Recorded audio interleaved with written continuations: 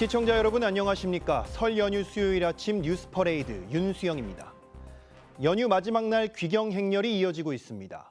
어제 하루 종일 이어진 고속도로 정체는 오늘도 이른 아침부터 곳곳에서 시작됐는데 정체는 밤 늦게나 풀릴 걸로 보입니다. 서울요금소 연결해 교통 상황 알아보겠습니다. 윤서아 기자, 고속도로 정체 상황 전해주시겠습니까? 네, 이곳 서울요금소는 이른 새벽부터 귀경길에 오른 차량들이 분주하게 지나가고 있습니다. 이른 시간인 만큼 아직은 요금소 주변의 차량은 원활한 흐름을 보이고 있지만 지방에서 서울로 올라가려는 차량들로 오전부터 본격적인 정체가 시작될 것으로 보입니다.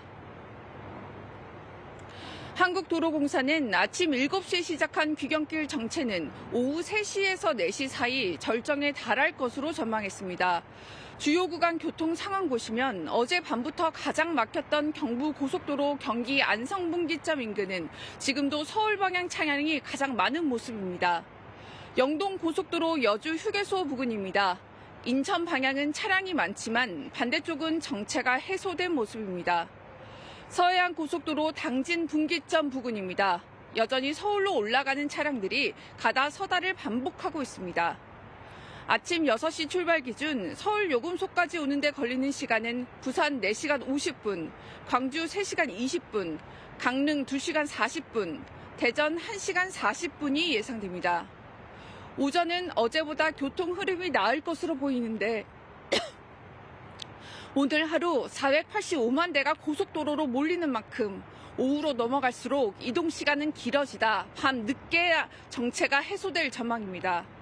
실시간 도로 상황은 한국도로공사 홈페이지나 길 안내 어플리케이션을 통해 확인하실 수 있습니다. 고속도로 통행료는 오늘까지 면제됩니다. 서울요금소에서 TV조선 윤서아입니다.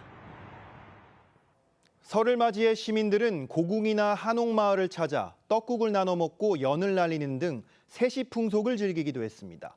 설 연휴의 풍경을 조덕현 기자가 전합니다. 한복을 곱게 차려입은 아이가 화살을 꽂아놓고 방방 뛰며 기뻐합니다. 가족과 함께한 나들이 들어가지 않아도 즐겁습니다. 차가운 날씨에 호호 불어먹는 떡국은 별미입니다. 밖에서 먹으니까 더 맛있는 것 같아요. 300인분이 30분 만에 동났습니다. It's really good. It's my first time trying it and it's really good. 진짜 명태는 아니지만 종이로 만드는 액막이 명태에도 가족을 위하는 따스한 마음이 깃듭니다. 우리 가족 모두 행복하고 건강하게 지내려고 만들었어요. 설날 새파랗고 맑은 하늘에는 하얀 연을 띄워 소원을 빕니다. 새해 복 많이 받게 해주세요. 이렇게 새해 복 많이 받게 해주세요. 연 잘 날리는 것처럼 올해 좀 잘 풀렸으면 좋겠습니다. 역사 속 인물 분장을 한 사람들과 사진을 찍으며 추억도 남깁니다. 수원 행복 나와서 정조대왕님이랑 사진도 찍고 한 해가 잘 풀릴 것 같아요. 맞아요. 무료로 개방된 경복궁에도 수만 명의 외국인 관광객과 시민들이 찾아 전통 명절인 설을 즐겼습니다. TV조선 조덕현입니다. 설 연휴 내내 여야는 부동산 문제 등을 놓고 설전을 벌였죠. 국회 강대강대치는 연휴 이후에도 이어질 전망입니다. 더불어민주당은 재판소원법 등 이른바 개혁 입법 처리를 서두른다는 계획입니다. 최원국 기자입니다. 설 메시지로 개혁과제 완수를 강조한 더불어민주당 정청래 대표. 민주당은 위헌 논란이 제기된 법 왜곡죄와 재판소원법 등 사법개혁 법안을 이번 연휴가 끝난 뒤 본회의 처리를 강행할 예정입니다. 민주당은 설 연휴에도 부동산 문제 등을 두고 야당을 향해 공세를 퍼부었습니다.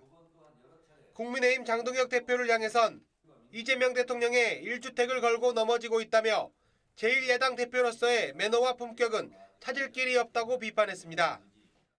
앞서 장 대표가 이 대통령이 지역구인 인천 계양엔 전세를 얻고 분당 집은 팔지 않은 것은 불로소득을 노린 것이라고 주장한 걸 겨냥한 겁니다. 결국은 부동산 불로소득 지키는데 당의 운명을 건 거 아니냐. 그래서 제가 부동산 불로소득 지킨당으로 당명을 개정하라라고 좀 일갈했습니다. 장 대표와 국민의힘 측은 이 대통령이 가진 자와 못 가진 자를 갈라치기 하는 선거 브로커 같다며 대여 공세를 이어갔습니다. 왜 돈 있는 사람만 유리한 환경이 된 구조를 계속 만들려는 것입니까? 감정적 언어로 적을 만들어서는 해결되지 않습니다. 연휴 뒤에도 여야 강대강 대치는 물론 여야 당내 갈등도 재점화될 전망입니다. 특히 극심한 계파 갈등에 휩싸인 장 대표는 내일 윤석열 전 대통령 내란 재판 선고 이후 어떤 메시지를 낼지 고심하는 걸로 전해졌습니다. TV조선 최원국입니다.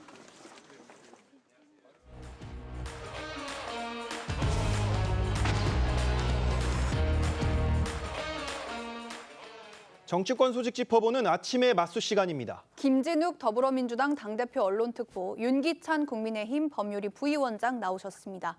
안녕하세요.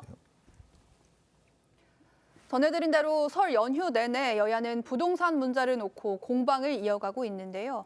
이 내용들 영상 먼저 보고 오겠습니다.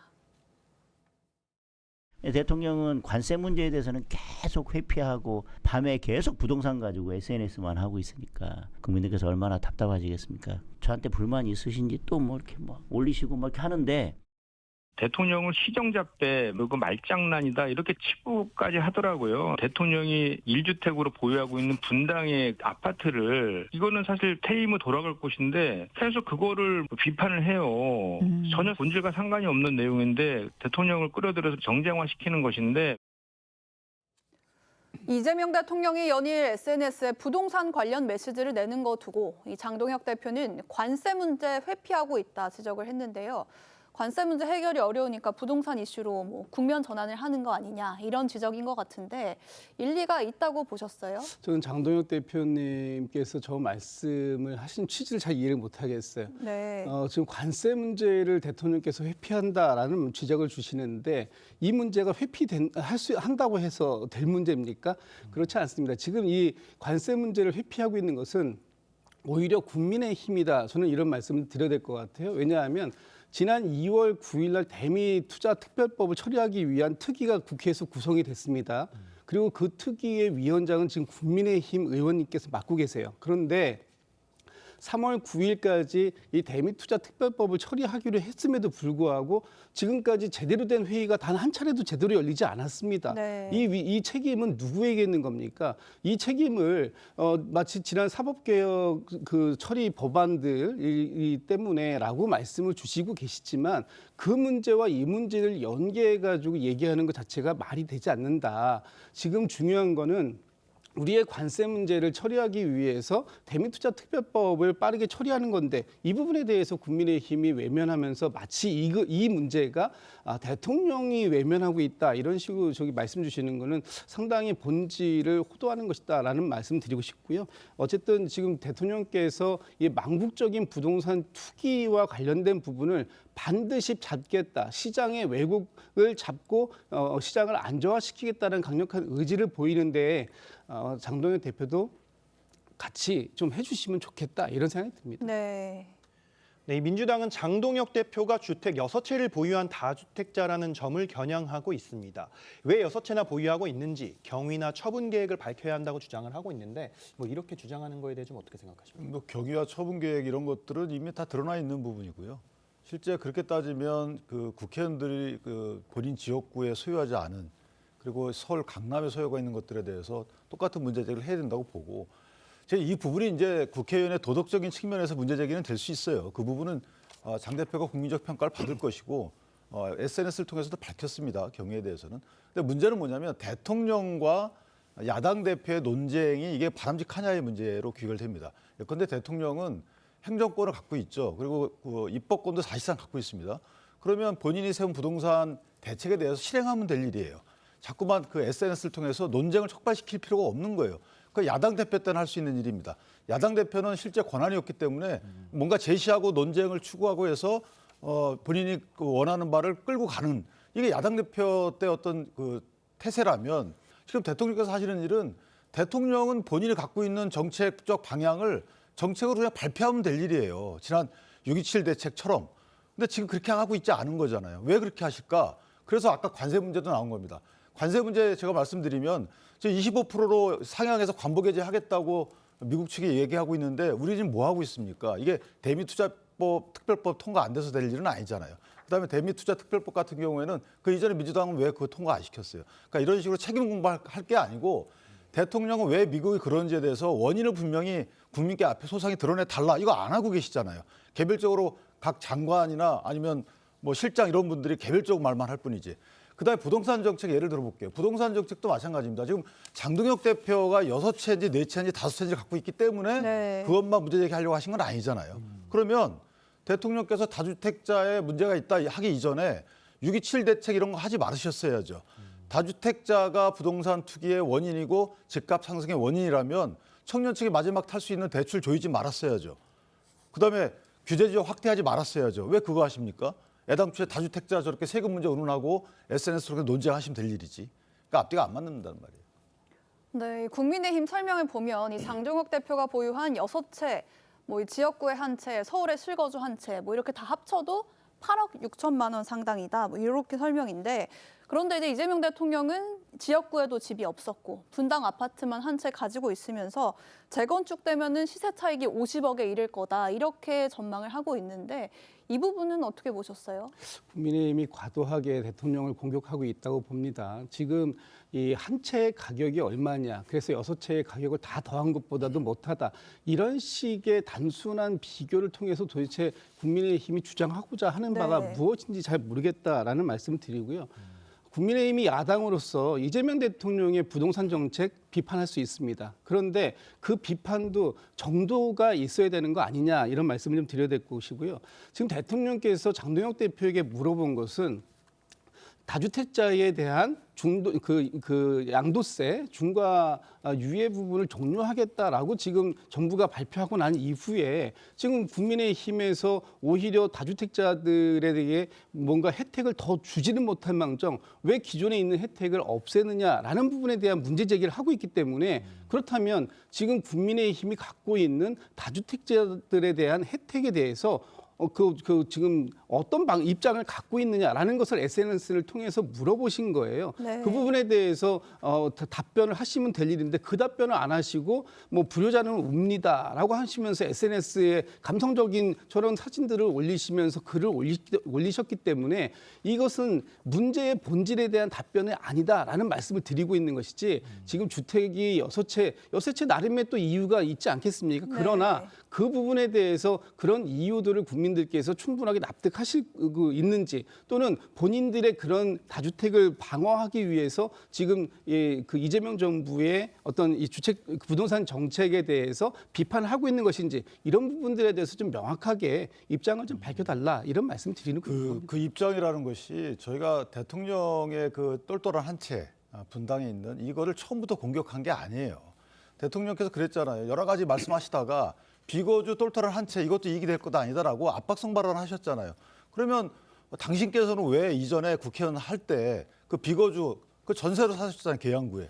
그럼 분당 거 왜 안 팔았느냐라고 저희가 문제 제기를 한 거예요. 거기에 대한 답변 안 하셨잖아요. 왜냐하면 분당 같은 경우에는 재건축 선도지구로 지정이 됐기 때문에 재건축 기간이 훨씬 짧아졌어요. 거기다가 거기 비행 안전구역이 해제됐단 말이에요. 그러면 48층까지 가능합니다. 그러니까 시가가 상당히 올라갈 거죠. 이 정부 들어서 된 일들이에요. 그럼 왜 그거 안 파셨냐고 저희가 문제 제기했으면 답변 주실 거 아니에요. 그러니까 저희가 대통령 그냥 왜 그 갖고 계십니까라고 문제 제기를 먼저 한 게 아니에요. 대통령께서 사유에 대해서 시민들한테 똘똘한 한 채 비거주 이거 문제 있다 이렇게 말씀하셨잖아요. 그럼 당신이 했던 그 문제는 어떻게 된 거냐라고 저희가 역질문을 드린 거예요. 거기에 대한 해답을 하셨어야 되는 부분이 있는 것이고 거기에 대한 답을 안 하시잖아요. 또 하나는 다주택에 대해서 국민의힘이 옹호한 게 하나도 없어요. 다주택에 대해서는 지금은 분명히 팔 수밖에 없는 여러 가지 장치가 돼 있거든요. 근데 다주택자를 만약에 저렇게 몰게 되면 다주택자가 제공했던 임대 물량은 어떻게 할 거냐라고 저희가 문제 제기를 한 거예요. 거기에 대한 대책도 세워달라고 문제 제기한 것인데 마치 다주택자도 저희가 옹호하는 것처럼 이런 프레임을 짠 거 이게 왜 그러지라고 생각해 보니까 선거용 아니냐 이런 문제 제기를 저희가 하는 거예요. 네. 이재명 대통령이 설을 맞아 모두의 대통령이 되겠다는 메시지를 냈습니다. 방금도 이야기가 나왔지만 야당은 다주택자를 사회악으로 규정하고 국민 갈라치기를 하고 있다 이렇게 비판을 하고 있습니다. 모두의 대통령이라는 부분을 이제 비판을 하는 부분인데 이런 부분은 어떻게 좀 생각하십니까? 그 부분도 좀 저는 과도한 비판이다 이런 말씀 드립니다. 일단 좀 전에 지금 말씀 주셨던 부분에 대해서 짧게 먼저 말씀드리면 대통령의 분당 주택을 1주택자입니다. 대통령은 이 부분에 대해서 지금 이런저런 말씀들을 하시는데 답변 드렸잖아요. 대통령께서 지금 이 비거주 1주택을 어떤 시세 차익을 노리고 소유하고 있는 것이 아닙니다. 대통령직을 수행하는 과정 속에서 관저 생활을 할 수밖에 없는 상황 속에서 그 집을 지금 비거주할 수밖에 없는 상황이에요. 퇴임하시고 난 다음에 돌아갈 사줘라 이렇게 말씀을 드렸어요. 그럼에도 불구하고 이 부분에 대해서 지속적인 공격을 하는 건 온당치 않다 이런 말씀 드리고 지금 이 대통령께서 부동산 문제를 거론하는 걸 가지고 선거용이다 이런 말씀드리고 오히려 또 지금 이것을 국민을 갈아치기 하면서 선거에 이익을 보려고 한다라고 하는데 일반적으로 저희가 이런 그 전국 단위의 큰 선거가 있을 때는 부동산 문제 같이 민감한 부분은 건들지 않는 것이 통례였습니다. 그럼에도 불구하고 대통령께서 지금 이 문제를 이렇게 연일 문제 제기를 한다라는 것은 이재명 정부의 부동산 정책에 대해서 분명하게 확실한 입장을 내놓고 계시는 거예요. 이 부분마저도 대통령께서 이 국민들을 갈라치기 하고 있다. 가진 자와 가지지 않은 자를 이분법적으로 구분하고 있다. 이렇게 공격하는 것 바람직하지 않고요. 지금 야당도 건전한 대안을 제시함으로써 이 망국적인 부동산병을 어떻게 치유할 것인가 하는 부분에 힘을 좀 모아주셔야 할 때다 이런 말씀을 드리고 싶습니다. 네, 이러다 보니까 이재명 대통령의 부동산 정책 다음은 무슨 카드일지도 관심이 몰리는데 다음이 이제 보유세 인상일 거다 이런 이야기도 있습니다. 아무래도 세금 인상에 다들 거부감이 있다 보니까 지방선거 때까지는 이 보유세 인상에 대한 분위기만 내다가 결국에 이 인상 카드는 지방선거 이후에 꺼내들 것이다 이런 얘기가 있던데 어떻게 전망하세요? 저도 그렇게 생각합니다. 지금 부동산 집값이 오른 거에 더해서 정부가 했던 6.27 대책 플러스 11.5 대책인가요? 여기에 대해서 수요 억제책이 나왔는데 그 수요 억제의 가장 큰 피해는 서민 내지 청년층이었다는 거죠. 왜냐하면 집을 만약에 집이 매물이 나와도 그 집을 살 수 있는 자력이 없기 때문에 대출 조였으니까요. 거기다 원망 같은 것들을 이제 뭔가 어디로 돌려야 되겠다. 그건 선거 전에 할 일입니다. 특히나 서울시장 선거는 그런 부동산 실패에 따른 민심 위반이 크기 때문에 따라 선거 전에는 그런 식으로 가고 선거 이후에는 증세로 갈 것이다. 왜냐하면 똘똘한 한 채에 대한 과세 이런 뉘앙스 같은 말씀을 하셨기 때문에 비거주란 단어를 붙이셨지만 결국 과세, 보유세 인상이 되겠죠. 과세 증세로 갈 것이고 이 증세는 부동산 정책이 아니고 경제 정책이거든요. 대통령의 기본소득 등의 어떤 재원 마련을 위해서 증세로 갈 것이다라는 것은 저희가 누누이 어떤 위험성을 경고를 했어요. 그런 빌드업이다라고 저희가 생각을 하는 부분이고 대변인 말씀처럼 저희가 대안을 제시하지 않은 게 아니에요. 부동산 정책에 있어서는 도심의 80%를 재건축이 공급 물량을 여태까지 부담했습니다. 근데 재건축 지금 못하게 돼 있잖아요. 거기에 대해서 대책을 저희가 내놓은 대책에 대해서 대통령이 검토를 해 주십시오 하고 몇 차례 얘기를 했습니다. 근데 재건축에 대한 답변은 돌아오지 않고 저렇게 다주택자가 마치 부동산 집값 상승의 단일 원인인 양 이렇게 말씀하시는 거 부적절하다라고 얘기하고 공급이 현재 자가 보유율이 48에서 60% 사이잖아요. 그 공급 관련된 대책들을 추가적으로 내놓으셔야 되는데 그 자신이 없는 거죠. 그러다 보니까 이런 저희가 볼 때는 선거 정책 같은 부동산 정책을 내놓고 계시다. 저는 그렇게 평가합니다. 네, 알겠습니다. 네, 다음 소식 짚어보겠습니다. 설 명절을 맞아 정치권은 민심 잡기에 분주했습니다. 여야 대표의 인사 먼저 보고 오시죠. 유능하고 일 잘하는 이재명 정부와 함께 코스피 5천, 코스닥 1천 시대를 뒷받침하고 AI 3대 강국으로의 도약을 앞당기겠습니다. 국민의힘은 희망의 봄을 준비하는 마음으로 국민의 삶을 보살피면서 대한민국이 새로운 내일로 나아갈 수 있도록 더 힘차게 더 열심히 뛰겠습니다. 여야 대표 모두 민생에 매진하겠다고 약속을 했는데 지금까지 두 사람에 대한 국민 평가 그다지 좋지 못한 걸로 나오고 있습니다. 최근에 여론조사를 보면요, 그 정청래 대표가 잘 못하고 있다는 응답이 53%가 나온 여론조사가 최근에 발표가 됐는데 이유 뭐라고 좀 보십니까? 아무래도 뭐 정청래 대표나 지금 장동혁 대표 두 분 모두 그렇게 여론에서는 긍정적인 평가보다는 부정적인 평가가 더 많은 것 같습니다. 네. 저는 상대적이라고 봅니다. 일단 그 지금 민주당의 그 대표 같은 경우에는 지금 그 개혁 법안들을 굉장히 그 세게 드라이브를 걸고 있는 상황입니다. 본인이 작년에 그 당대표에 취임할 때 약속이 대통령과 그 결을 같이 하면서도 어떤 개혁 법안에 대해서는 당이 주도적으로 선도적으로 가겠다라는 부분을 말씀드렸고, 그것이 이제 사법개혁이라는 부분까지 지금까지 이어져 온 거 아닙니까? 검찰개혁에 의한 사법개혁, 그리고 그 언론 개혁까지 세 가지를 얘기했는데, 앞으로도 남아있는 개혁 법안들을 추진하는 과정 속에서 그다지 그 정청래 대표가 좋은 긍정적인 평가를 받을 요인은 별로 없어 보인다. 다만 이 부분 그 본인이 어떤 그 평가를 받는 것과 관계없이 해야 할 일은 따박따박 하겠다라는 것이 기본이기 때문에 그런 부분들에 대해서 정청래 대표가 지금 비록 여론에서는 긍정적인 평가를 받고 있지는 못하지만 이런 개혁적인 부분들을 해내지 않는다면 우리 대한민국이 가야 할 길을, 특히 이재명 정부가 성공적으로 가야 할 길을 제대로 집권 여당의 대표로서 뒷받침할 수 없다라는 그런 절박감도 함께 가지고 있다라는 말씀을 드리고 싶습니다. 네, 장동혁 대표에 대한 국민 평가 역시 좋지 않게 나왔습니다. 잘못하고 있다는 응답이 66%고 잘하고 있다 응답 23%에 그쳤습니다. 자, 위원장님, 이 비판 여론 어떤 점이 제일 크게 작용했다고 보세요? 일단 그 요건을 구비하지 못한 계엄이라는 이제 상속의 측면도 있죠. 국민의힘이 그 당시 여당으로서 뭐 지금 물려받은 이 상속적인 측면도 있고, 네. 또 제일 큰 것은 무능이라고 생각을 합니다. 아까 정청래 대표에 대한 평도 있지만 실제 여당이 야당 시절부터 줄곧 추진해왔던, 다수당을 기반으로 추진해왔던 부분은 국민적 삶과 크게 관련 없는 것들이에요. 민생은 사실은 조금 제쳐놓고 본인들의 기득권 지키기 또는 그 뭐 사법 리스크 방어용, 저희가 이런 식으로 평가할 수밖에 없는 사법 근간 흔들기, 이런 것들을 앞서서 추진해왔거든요. 무쟁점 법안들에 관련돼서는 늦게 처리를 해왔어요. 쟁점 법안 먼저 처리해왔고. 여기에 대한 것들을 저희가 견제하지 못했다라는 건 무능함. 제1야당의 가장 큰 사명은 사실 여당을 견제하는 거거든요. 특히나 네. 여당이 잘하고 있으면 몰라도 이렇게 못하고 있는데 불구하고. 그다음에 있는 것이 이제 갈등이죠. 이 갈등적 측면도 특히 당원들이 실망을 많이 할 겁니다. 그래서 이 갈등적 측면, 그다음에 무능함, 또 상속받은 측면, 이런 것들이 다 종합된 결과가 아닌가. 그래서 앞으로는 뭐 단식까지 해서 여당의 어떤 견제를 하려고 했는데 그게 잘 안 되고 있는 것이잖아요.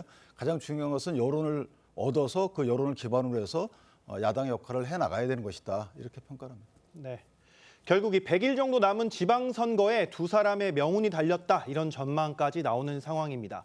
최근 여론조사를 보면 격전지인 서울에서 민주당 정원호 구청장, 국민의힘 오세훈 시장을 가정해서 양자 대결을 할 경우에 오차범위내 접전입니다. 다만 지지 후보가 없음도 24%에 달하는데 이 부분을 좀 어떻게 보십니까, 특보님께서는? 일단 뭐 지지 후보가 아직까지 정해지지 않았다라는 것은 양당의 후보가 확정되지 않았기 때문에 그 저 비율은 좀 높게 나올 수밖에 없는 건데, 네. 저거는 이제 양당의 지지의 그 후보들이 확정되는 과정 속에서 차츰 줄어들게 될 것이라고 보여지고요.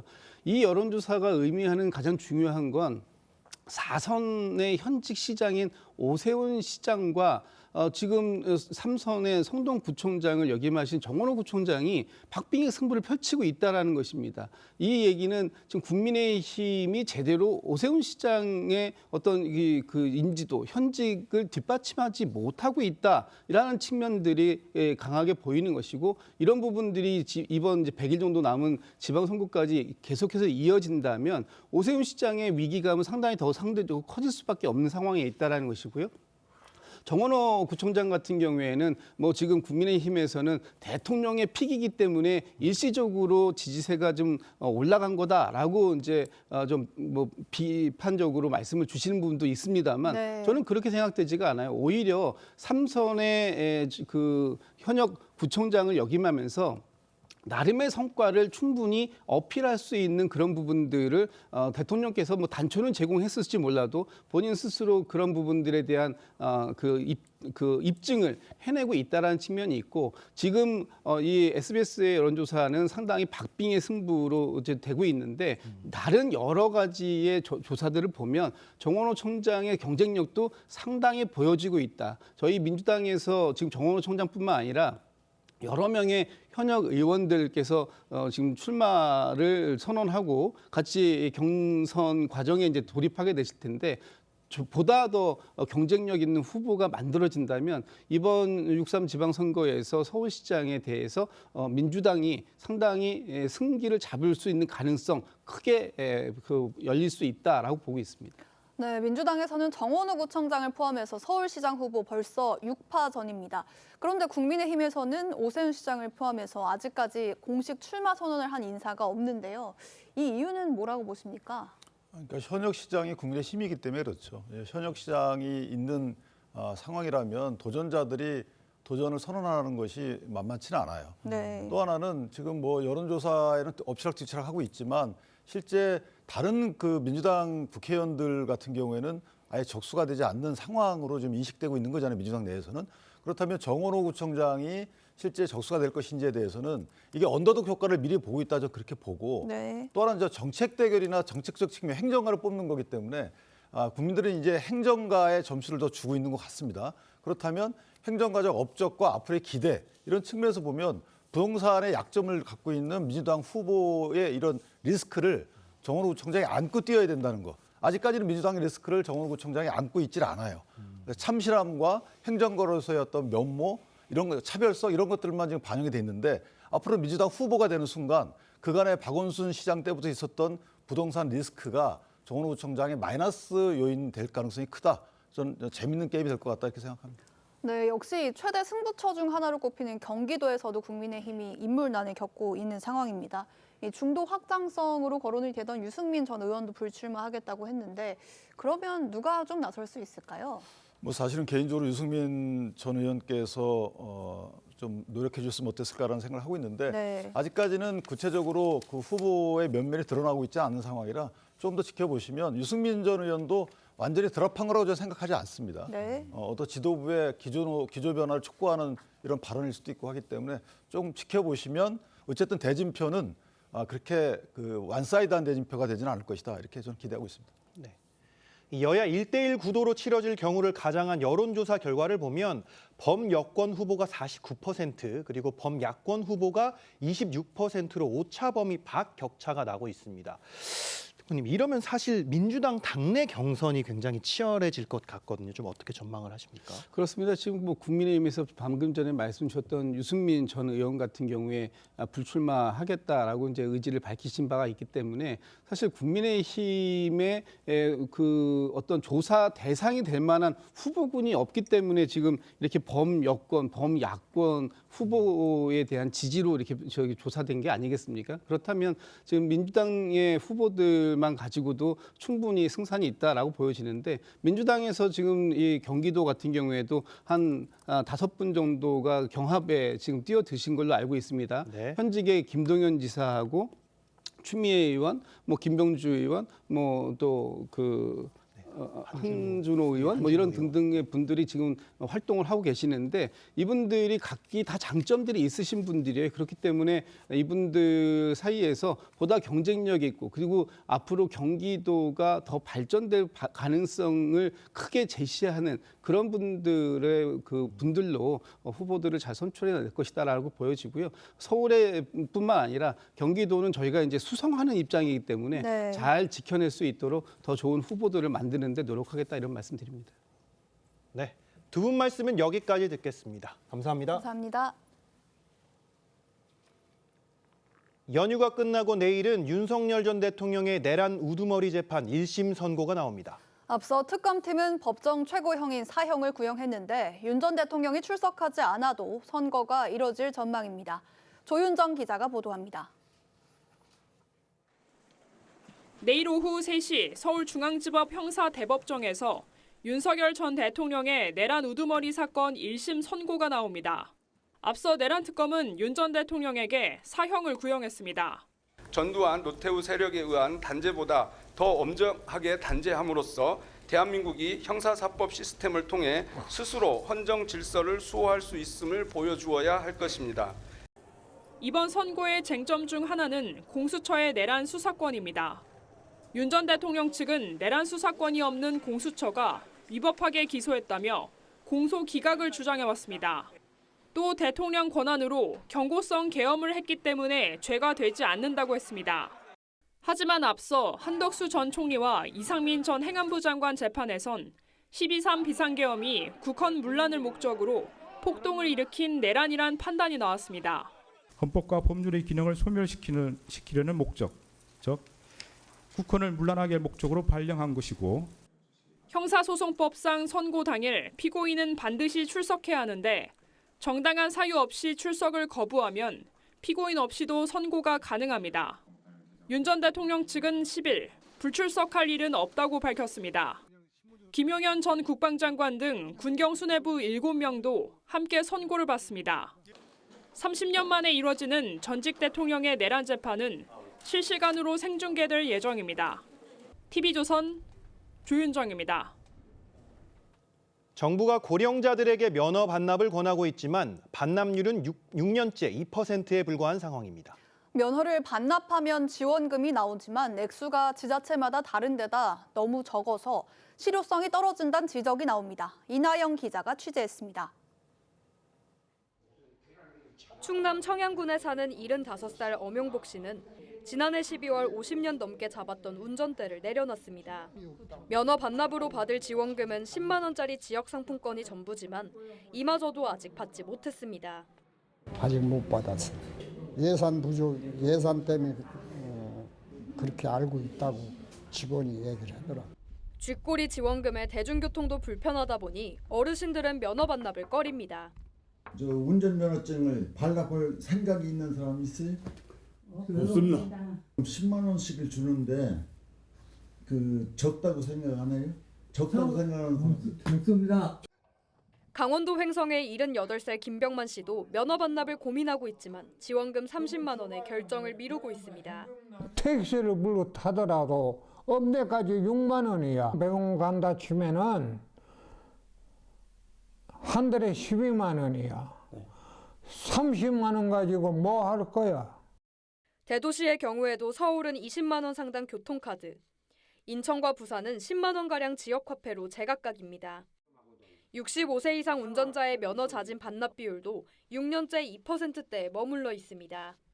정부에서 가이드라인 정도는 전국적으로 통일해서 뭐 도시 지역이든 농촌 지역이든 지자체의 도로 사정이라든가 뭐 대중교통의 시스템 이런 것들을 고려해서 일회성 지원금보다 근원적인 해법을 찾아봐야 할 때입니다. TV조선 이나영입니다.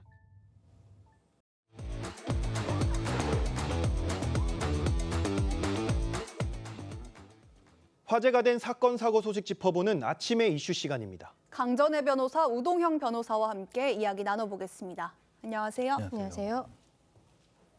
정 변호사님, 먼저 윤 전 대통령의 유무죄를 판단할 핵심 쟁점이 뭔지 좀 설명을 해주시기 전에 관련 목소리 먼저 듣고 이야기 나눠보겠습니다. 이 사건의 결론에 대해서 재판부는 오직 헌법과 법률 그리고 증거에 따라서 판단하도록 하겠습니다. 판결 선고일은 2월 19일 목요일 15시에 이 법정에서 합니다. 강조하지만 피고인들은 반드시 그날 출석을 해 주셔야 됩니다. 네, 윤 전 대통령의 유무죄를 판단할 핵심 쟁점 과연 무엇일까요? 일단은 윤석열 전 대통령 같은 경우에는 여러 가지 혐의점으로 재판을 받고 있습니다만 내일은 그중에 가장 중요하게 다뤄지고 있는 내란 우두머리 혐의에 대해서 선고 공판이 오후 3시에 열리게 됩니다. 일단 검찰에서는 사형을 구형을 했는데요. 법정형이 사형, 무기징역, 무기금고밖에 없는 상황이기 때문에 유죄 판단이 된다면 굉장히 중형이 선고될 것으로 예상이 됩니다. 말씀하신 것처럼 내일 그 쟁점은 일단 비상계엄이 어떻게 보면은 바로 내란으로 그 포섭이 될 수 있는 부분인가 여기에 대해서 보게 될 것인데 특히 윤석열 전 대통령 같은 경우에는 국가 최고 지도자의 위치에 이미 있었던 것이거든요. 그렇다면은 국가 권력에 찬탈을 할 수 있는 주체 자체가 될 수 있는 것인가를 중점적으로 다루게 될 것으로 생각합니다. 왜냐하면 과거에 전두환 전 대통령과 같은 경우에는 내란 행위가 인정이 되었을 때 본인이 대통령의 위치는 아니었고 군부에 있었기 때문에 어떻게 보면 주체의 위치가 좀 다른 부분들이 있는 것이죠. 그리고 절차적으로는 그동안에 계속 문제가 되었었던 공수처의 수사 범위 안에 이 내란죄가 포섭될 수 있는지 이 부분을 다루게 될 것이라고 생각합니다. 네, 재판부가 계속해서 뭐 꼭 출석을 해야 된다. 아까 이 강조하는 영상도 봤는데 만약에 윤 전 대통령이 출석을 하지 않는다면 내일 선고 어떻게 되는 겁니까? 예, 형사소송법상 원칙적으로 피고인은 반드시 재판에 출석해야 합니다. 다만 예외적으로 구속된 피고인이 정당한 이유 없이 출석을 거부하는 등의 예외적인 사유가 있을 때는 피고인 출석 없이도 선고는 가능합니다. 네. 그럼 그- 출석이 없이 이렇게 선고가 된 경우가 있습니까? 예, 있습니다. 과거 박근혜 전 대통령이나 이명박 전 대통령의 경우에도 출석 없이 선고된 바가 있습니다. 네. 네, 앞서 한덕수 전 총리와 이상민 전 장관이 유죄 판결을 받으면서 윤 전 대통령의 무죄 가능성 솔직히 낮아졌다는 시각들이 나오고 있습니다. 변호사님, 이 부분의 결과는 좀 어떻게 전망을 하시는지? 그렇죠. 윤석열 전 대통령에 대한 내란죄 판단이 나오기 전에 말씀하신 것처럼 한덕수 전 국무총리 그리고 이상민 전 행안부 장관에 대해서는 내란죄가 인정되는 판결이 나왔습니다. 그런데 이 세 명이 각각 재판부가 달라요. 일단 1심 과정이기 때문에 각 재판부별로 조금은 판단이 다를 수도 있다는 점을 먼저 말씀드리고요. 네. 일단 한덕수 전 국무총리 같은 경우에는 구형보다도 높은 23년 그리고 이상민 전 행안부 장관은 구형보다도 낮은 7년이 나온 것을 보았을 때 어쨌든 재판부별로 어떠한 처벌의 수위도 달라지지 않을까 싶습니다. 일단 두 명의 경우에는 그동안의 비상계엄이 국헌문란의 목적으로 한 폭동이 맞다라는 판단을 했었거든요. 그리고 여기에 대해서는 친위 쿠데타라는 표현도 명시적으로 들어간 것은 결국에는 윤석열 전 대통령 입장에서는 선행 판단이라고 할 수 있는 부분에 있어서 굉장히 불리한 부분이라고 볼 수 있고 특히 윤석열 등이 주도한 내란이다라는 표현들이 들어가 있습니다. 네. 그렇다면 재판부가 다르다고 하더라도 지금 지기현 재판부에서도 그 부분에 대해서는 아마도 따서 쓰게 될 가능성이 높아 보이지 않나 싶습니다. 네, 우 변호사님은 내일 재판부 어떤 판단하게 될지 어떻게 전망하시는지요? 네, 일단 그 형법상 내란 우두머리 법정형은 사형, 네. 다들 아시다시피 사형, 무기징역 또는 무기금고입니다. 네. 따라서 법조계에서는 유죄가 인정될 경우 중형이 선고될 것이라는 견해가 우세합니다. 다만 이제 실제 그 계엄이 이제 한쪽 의견에서는 계엄이 장기간 된 것은 아니고 또 유혈 사태도 없었고 또 과거 전 대통령 같은 경우에 1심에서는 사형이었다가 항소심 대법원에서 무기징역으로 감형된 경우도 있다는 점을 들어서 만약에 유죄가 된다면 무기징역을 예상하는 견해가 있습니다. 또 반면에 또 이 사안의 상징성이나 중대성을 고려했을 때 사형이 선고되어야 한다는 견해가 있고요. 다만 실제로 사형이 집행되는 문제는 별개의 문제라고 합니다. 네. 윤 전 대통령 내란 우두머리 혐의 1심 선고 공판에서 공수처의 내란 수사가 정당했는지에 대한 법원 판단도 나올 걸로 보입니다. 이 판단에 따라서 향후 3급심, 상급심 등에도 영향을 미칠 것 같은데 변호사님, 이 부분도 좀 짚어주실 수 있겠어요? 그렇죠. 형사사건 같은 경우에는 결국 절차적 정당성에 대해서 굉장히 중요하게 판단을 하거든요. 최근에 어떻게 보면 윤석열 전 대통령 외에 여러 피고인들 중에서 무죄 판단 혹은 공소기각 판단이 나온 것 중에 특검의 수사 범위에 들어가지 않는다라고 본 부분들이 있습니다. 지금 공수처 같은 경우에는 공수처법상 일단 내란죄는 수사 범위에 들어가지 않는 것이 명시적으로 알 수가 있는데 다른 사건, 그러니까 직권남용 권리행사 방해 같은 사건 같은 경우에는 수사 범위에 들어가 있거든요. 이 사건을 수사하다가 인지된 사건으로서 내란죄의 수사가 지금 가능하다라는 것이 어떻게 보면 윤석열 전 대통령에게는 불리할 수 있는 과거 체포방해 혐의, 이 판단에 있어서 그런 혐의점이 나온 적이 있습니다. 네. 그런데 여기에 대해서 체포방해 혐의에서 공수처의 수사권을 인정한 것에 대해 윤석열 전 대통령의 변호인들 같은 경우에는 바로 다음 날 기자회견을 했었는데요. 그 과정에서 공수처가 이것을 인지해서 수사했다라는 증거 자체를 제출한 적이 없다라고 주장을 하고 있거든요. 네. 그리고 앞서 말씀드린 것처럼 지금 1심 과정에서 재판부 자체가 다르기 때문에 수사권의 범위에 대해서는 각 재판부별로 다르게 판단할 수 있는 점이 내일 또 쟁점이 될 것이라고 생각을 합니다. 네, 이어서 다음 소식도 짚어보겠습니다. 이 폭발적인 인기를 끌었던 두바이 쫀득쿠키, 이른바 두쫀쿠 열풍이 사그라들고 있는 모습입니다. 이 두쫀쿠 인기가 시들해지면서 재고가 넘쳐난다, 이런 하소연들이 잇따르고 있다고요? 예, 그렇습니다. 저도 개인적으로는 저희 직원분 선물 받아서 먹어봤는데 참 맛있는데 좀 안타까운 소식이긴 합니다. 네. 온라인 커뮤니티에 보면 그 떨이에도 안 팔린다, 재고가 악성 재고다 이런 하소연들이 좀 있는 것 같습니다. 실제로 그 원재료 가격 추이를 봐도 원재료가 지난달에 비해서 가격이 50% 이하로 떨어진 거로 봐서는 그런 것 같습니다. 네, 뭐 이제 드셔보실 분들은 다 드셔보신 거 아닌가 이런 생각도 드는데 이 두쫑쿠를 아무래도 동네 카페에서 만들어서 인기를 키운 거다 보니까 골목 상권에서 키운 이 두쫑쿠를 대형 프랜차이즈들이 뛰어들면서 인기가 꺾인 거 아니냐 이런 불만도 좀 있더라고요. 예, 그런 불만도 있고 또 일면 타당한 측면도 있다고 봅니다. 다만 최근 보면 이제 유행 사이클이 SNS를 통해서 굉장히 점점 짧아지고 있다는 면이 조금 더 크지 않을까 생각합니다. 네. 이 최근 두쫑쿠 관련해서 민원도 급증세를 보이고 있다고 합니다. 지난 1월에는 관련 민원이 118건까지 늘었고 이게 1월 한 달 동안 디저트류 전체 민원 중 6% 정도라고 합니다. 정 선생님, 이게 두쫑쿠 열풍이 그렇게 분지가 엄청 오래되진 않았는데 벌써 이렇게 민원의 비중이 높은 것 좀 어떻게 생각하십니까? 이게 굉장히 이례적이라고 볼 수 있겠죠. 지난 1월에 식품 관련해서 민원이 들어온 것은 전체가 2,042건인데요. 네. 말씀 주신 것처럼 118건이 두쫑쿠와 관련된 것입니다. 이게 전체의 6% 관련이고 단 한 개의 품목을 가지고 이 정도가 들어온 것은 이례적입니다. 일단은 민원이 들어온 것은 품질에 대한 부분이 가장 많았는데요. 카다이프면이 아니라 버미셀리면을 사용했다라는 일들도 한번 적발이 된 바가 있고요. 그리고 피스타치오에 껍데기가 들어가 있다든지 이런 형태의 민원들이 많았습니다. 허위 과장 표시 그리고 치아가 손상됐다. 또 어떻게 보면 주문이 너무 많이 들어오기 때문에 일방적으로 가게 쪽에서 주문을 취소했다. 이런 민원들도 많이 들어오고 있는데 이것은 그동안에 많은 가게에서 두쫑쿠를 만들었던 만큼 그렇게 관심이 집중됐던 이런 결과로도 볼 수 있을 것 같습니다.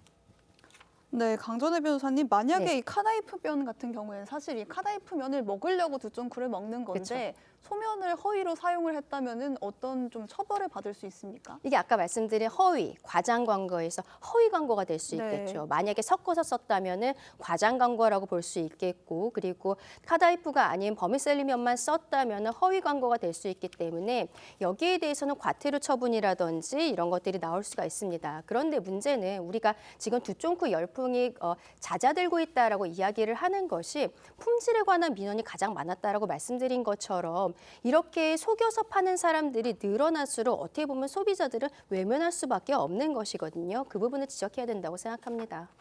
네, 오늘 두 분 말씀 여기까지 듣겠습니다. 감사합니다. 미국의 저명한 인권운동가 제시 잭슨 목사가 84세를 일기로 별세했습니다. 트럼프 대통령은 누구와도 비교할 수 없는 시대의 거인이었다며 잭슨 목사를 추모했습니다. 김자민 기자입니다. We must turn to each other and not on each other and choose higher ground. 미국의 흑인 인권 운동가로 대권에도 도전했던 제시 잭슨 목사가 현지 시간 17일 84세를 일기로 세상을 떠났습니다.